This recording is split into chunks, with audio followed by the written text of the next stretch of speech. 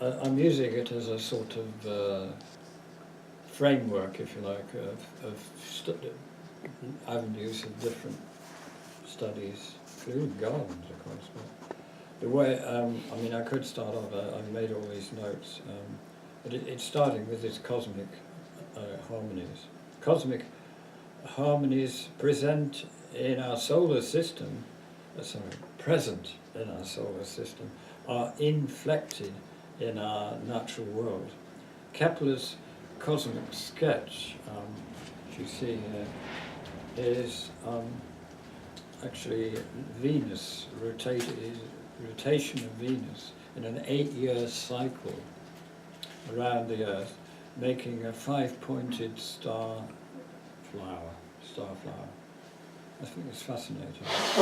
Way ahead of his time, this Kepler.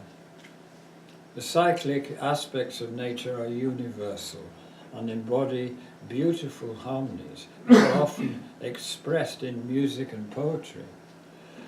Our daily lives are closely bound with Earth's daily rotations and seasons by our lunar and solar circuits. This harmonic geometry is also infused into our body, mind, soul structures. Though essentially spiritual beings, we thus intimately are connected to the pulse and spirit of the whole natural world, the whole natural cosmos, I may say. That's the universal. So moving on to the next one, which is Prince Charles. You've all heard of Prince Charles. Has a garden in High Grove where he lives. And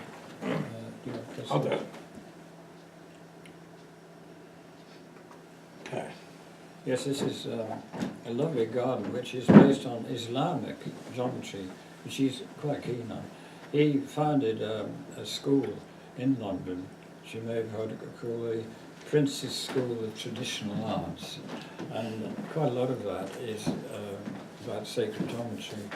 It's the only place that I know, anyway, where you can actually go and study and draw sacred geometry. I was on one of his courses, which is held in Glastonbury. You may have heard of Glastonbury, famous for the festival, but also for lots of other things like healing. Anyway, I lived there for a while, but yeah, he has that connection. He also lives, Prince Charles lives in High Grove, this beautiful place, near Bath, between Bath and Gloucester, about halfway, isn't it? Near to Stroud, actually. So I'm only showing this because of that connection with Islam.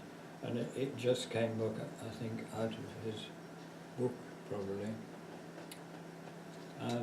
One of the things we want to do with this Algiers garden is create something similar. I've already designed a fountain, which I'm to show you later, which is based on Islam, and it's based on sacred geometry. The pool that it's set in is based on circles and small circles to make an oval. And then there'll be a sort of broderie parterre, which when you're sitting by the pool of this and the fountain, you look down on this garden below, which will be like say a broderie parterre. Sacred geometry and flowers around possibly another small fountain. So all the colours coming out. It's like a tapestry, really. It's going to be like a tapestry. There we are. We're moving on to Vitruvian Man, and what I want to say about this is that see Leonardo, spiritual connections. I talk a bit about Leonardo's wanderings as a child and young in the woodlands and the fields around his house, and he was inspired by nature, as you said earlier on. Can you hear what I'm saying, by the way? Mm-hmm. If you can't, just say it. Please raise your voice a bit. Oh, good, thank you. And people always say they can't hear me, and I think it's because I'm not essentially a circuit speaker like Thomas. So I think I teach by doing, like I'm teaching painting. I just paint and say, you mix this colour like this, and this is the way it comes. But the great thing about the Vitruvian Man, which Leonardo did a version of, is that he shows that man, the perfect man, is related to the square and the circle. So you see the outer circle, it fits with the tip of the fingers and the bottom of the feet, and then the square of the span straight across is the square. And that is a great symbol to me anyway. The circle is the sun, the energy, the life of your earth, and the earth is the earth is a square. The square is the earth. So that's leading on to sacred geometry. The striking point, the point of the circle, I think is actually it's the navel, isn't it? I think. So that's where we're born from, the navel. It's very fascinating, really. Whether Leonardo would agree with this, with the perfect man was about 6 feet high, as I am. But I'm 6 feet and half an inch. So take off my hair and maybe you'll get 6 feet. It's a beautiful concept. Talking a bit about paintings and sketches and paintings and looking into libraries. But there is a book called, which I've used for sources of this. The next slide is, it shows the printing. You ready for the next one? Yeah. Okay. So, this is like Leonardo looking at a computer. Looks like a computer. But I think it's a book. So they're the books. Is he wearing a hat? He's wearing a cap of some kind. Portrait of Florentine poet Bernardo Bellizzoni, engaged in the court of Ludovic Sforza, you've spoken of. Sure, he was Leonardo's he went patron. there, a Milanese guy, and he did a lot of work for him. It's a woodcut, according to Amoretti and Costella, a drawing by Leonardo from Bellizzoni's Milan anyway, dated 1493. As you said earlier, the 1490s was a great flowering of Leonardo's work. So I'll go on. Do I just press this once? Oh, it's gone automatic. These machines. It's a very beautiful painting, this by Leonardo. And you see the background, which is mountains, and all these flow forms in the mountains. And one of my favourite subjects, working in the Himalaya of mountains. So I really take after Nikolai Rerik, the great Russian, who spent a lot of time in the Himalaya. And I do advise you, do look at his paintings. They're so moving. The skies. He's got the spirit of the Himalaya. And I was trying to do that, working with the spirit of the land coming, flowing through me. But this painting is, it's gorgeous, really. It shows a lot about it. You see that figure who's the lady in the main lady at the top. Looks a bit like the Mona Lisa. What do you think? It's not a very good you can see that expression, sort of enigmatic smiling, and the way the composition. This other lady, I don't know, is she related? Do you think? The lady that just a model? Or? It looks like 3 generations. Yeah, that's it. You've got it. It's like I'm the queen, the over queen at the top, and this is. Isn't this the Virgin and the Child with Saint Anne? Yeah. Saint Anne's the mother of the Virgin Mary, so it's the mother. It's St. Anne. Yeah. What's the baby holding? It seems to be holding a lamb. A lamb? Baby lamb, yeah. It's like a sort of flow form going down to the child, and even the child is reaching to this dog. Les couleurs sont quand même très sombres. It's a lovely Wait. composition. It's very dark colors, you know, Yeah. very somber. Shadow. But I mean, I see it in lighter version. Much. Yeah, they are. I don't know what. I haven't seen the original. Has anybody seen the original? I'd love to see that because it's got a lovely movement and deep depth, perspective depth. The tree. It sums up a lot of Leonardo's thoughts. What's next? Square. 7 measures. I'm going back to Vitruvian Man again. 7 measures of his feet make one side of the square. So 7. It comes into that. Those numbers. Fascinating. I think my feet are too big.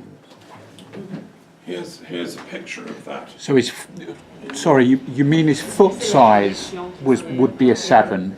Yeah, if you pace out 7 feet, Yes. one side of the square in the perfect, the true. So actually, the Turin man is the birth of kind of perspective. It's kind of looking at the navel and then animating out as perspective. So it's a perspective of the human body. Yeah, well, the great thing about the measurements, if we're talking about it, is that it comes into sacred geometry, and I'm always using these numbers. I'll go back to it. You can relate good architecture to these forms in related to the human form. It's something I learned very early on, which wasn't very clear in our so-called architectural education, the intimacy between the human form and good architecture and the proportions. Corbusier devised a system of measures which went down to this. But we have the feet and the inches. It's a tragedy, really. We lost it. The common market or whatever it was, I don't know. Napoleon came in with this tens thing, and we lost something very precious, which is the relationship with a human being, the measurements. In America, though, they've kept it, haven't they? Yes. They've kept feet and inches, thank God. Well, we have Should we go back? 2 Americans here. Well, Go with respect, an honour American. Yeah. Yeah, that's the end of that. So now we're on to the other slideshow. Considered Pictures. American by I hope an so. American person by All right. the French government. And the IRS. Okay. The true authority. Yeah. Since I have a green card, and I'm Again, 12 feet, the ideal height of I man. know we've done that. Well, we were discussing that about measurements and how French measurements, whether there's a relation. I can't remember in conversation we were talking about a yard and acre and Right. all of these kind of things are all interrelated, and whether an American measure of a yard is the same as an English, is the same as a French. Yeah. Not the French. The French is decimal, isn't it? Yeah. It is now. Oh, yeah. It is now. It used to be Yeah. 5 feet now. Yeah, the Druids would be very upset if they said they went to tens. I'm talking a bit about Druidic architecture in a minute, but the sacred geometry of henge people. Right, so there you are. There's your next sequence. Yeah, well, Leonardo I think he learnt by observation from nature. And this is saying the man can be the flying machine, and these things sticking out are the wings, and you see that you can imagine the body shape inside that. The poor old man was stuck inside that, and had to presumably flap his wings very rapidly around, and projected over the edge of a cliff. There's a famous story about a man who invented a sort of parachute winged thing, and jumped off the Eiffel Tower and was killed, as a result, because it didn't work. And there's a film of him apparently made, early film, which shows him on the edge of the Eiffel Tower, sort of daring, how dare I do it? But it was suicide. He must have known that it would work. Can I just interject? Where we're going tomorrow, the museum, I think they have models of all these. Yeah. Whether they work, I don't know, we'll see. Oh, they don't, otherwise they'd be very popular. Right, let me do the next one. C'est une machine volante pour Leonardo. Well, it's easy if you do that, you click on that. Ah, d'accord. Du baptême, mais ça roule, ça marche pas. Here's another incredible machine. We have, Sorry. It had it's different on this. I know, that's a bit odd, isn't it? Right, okay. I guess it does. I think, It looks like a flying coffin to me. No, we're still Literally. on board. I think the problem Why is it different? because you touched it. That's very sorry. odd. Don't touch it. Don't touch it. I think I leave the experts. We're getting punchy. We should drink wine at lunch. Should have had wine at lunch. It's still the wrong one, isn't it? Yeah, I'm not used to not having wine at lunch. It's fluid. It makes the day become fluid. Very strange. Yeah, don't. Don't get all riled up so we can... I was so angry it was labelled. Okay, that should work. Right. Still there. Oh dear. Ornithoryn. Yeah. Technical problems, I'm afraid, Sorry ladies and about that. gentlemen.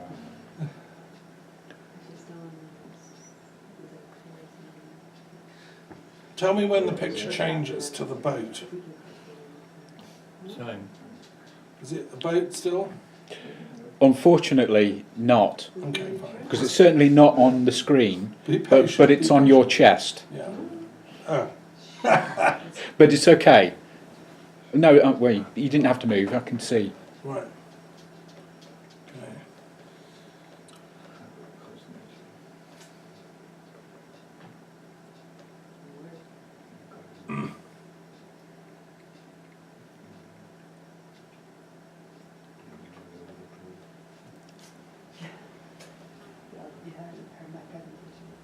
Huh?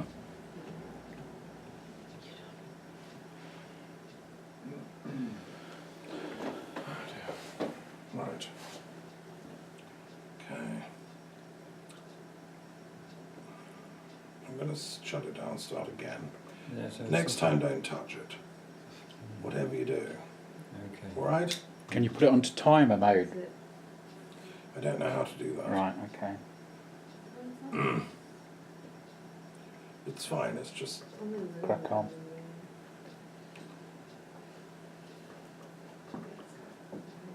right.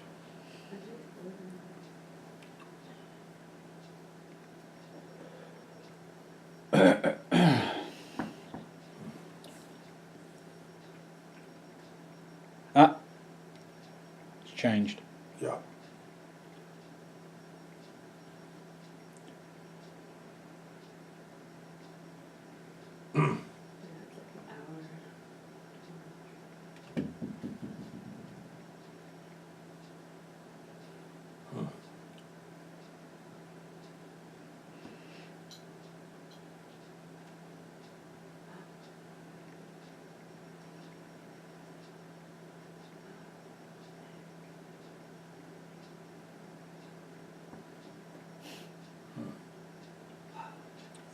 Okay.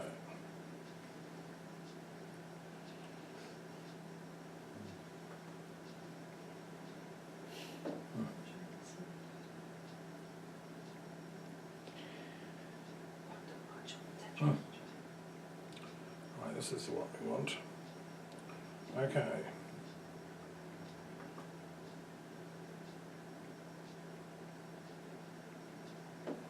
Right. Okay. Okay. Oh, you got it.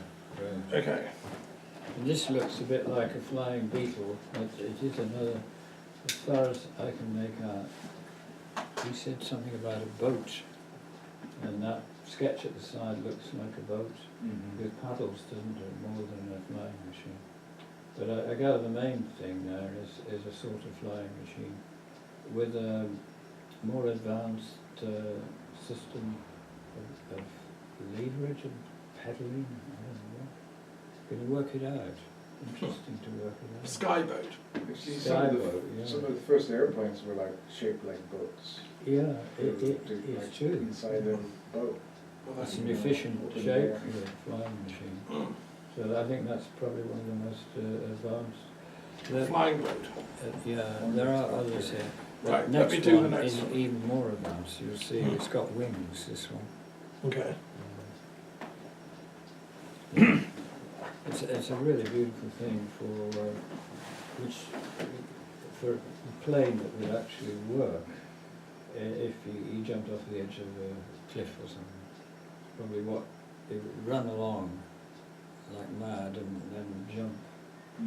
I mean, running along on the ground and then just taking off is possible on a windy day, I suppose. But it looks as though it would work because you see the early flying machines that were in the First World War with not monoplanes but biplanes, two planes. They're a bit like that. Yeah. So they had this propeller thing, which I don't know whether he invented a propeller. Do you? Well, I'm looking forward to seeing the next slide. Yes, well that Yeah. was a bit. Is this one of his designs? Yeah, I This think glider so. we're looking at? Yeah.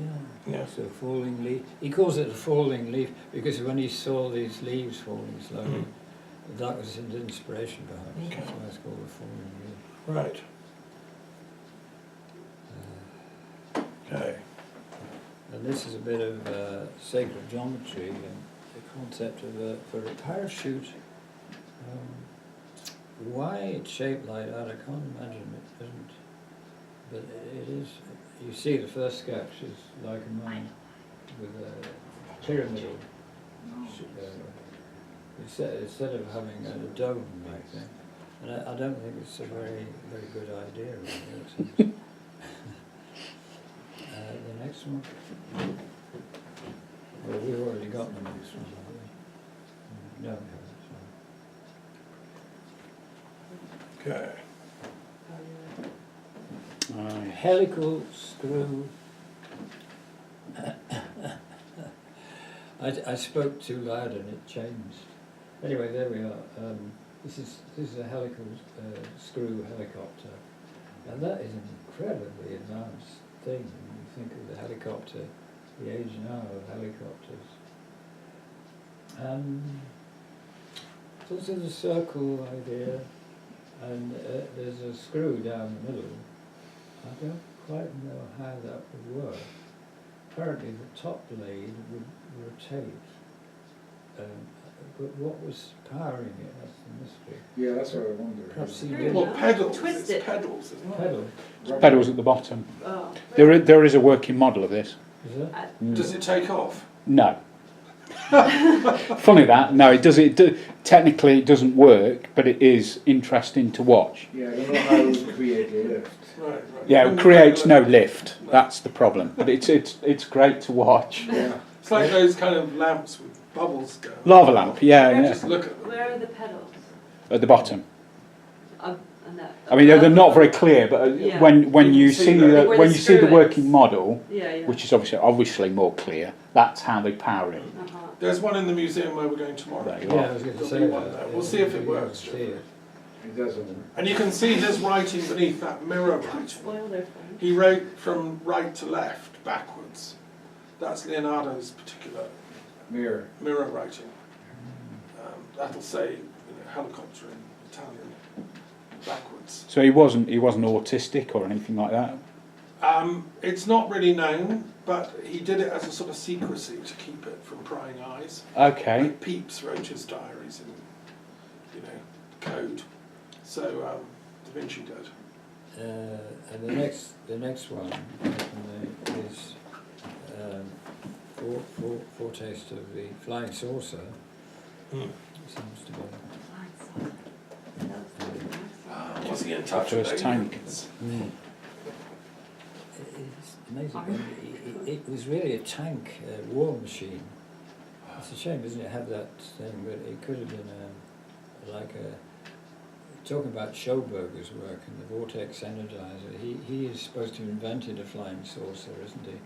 And the Americans took hold of him and said, you come to America and you can develop, we'll give you the money to develop this flying saucer, which has worked on vortex energy. It apparently did take off, didn't it? It's I not didn't as know the roof that. of the laboratory. But they didn't treat him very well. They kind of wanted to hold him, use him for materialistic projects. And the same applied to the armour cone-shaped tank, which is that's the thing that shapes a bit like a tank. He developed the Schwarzer or one of those The horse and stuff. people. So yeah, in Da Vinci's Demons they make this and it figures in the plot. So what you're really saying is it was supposed to be a UFO to make contact with advanced intelligences, and instead we turned it into tanks. What a stupid idea.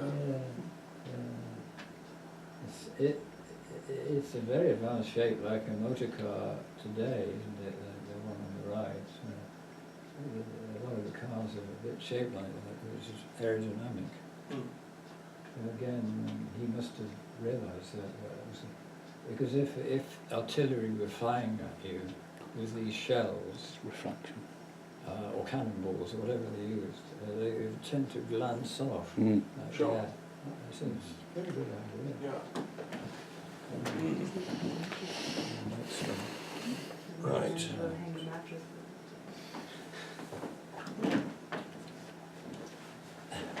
This is catapult, where he was firing the balls we were talking about to crash into castle fortifications.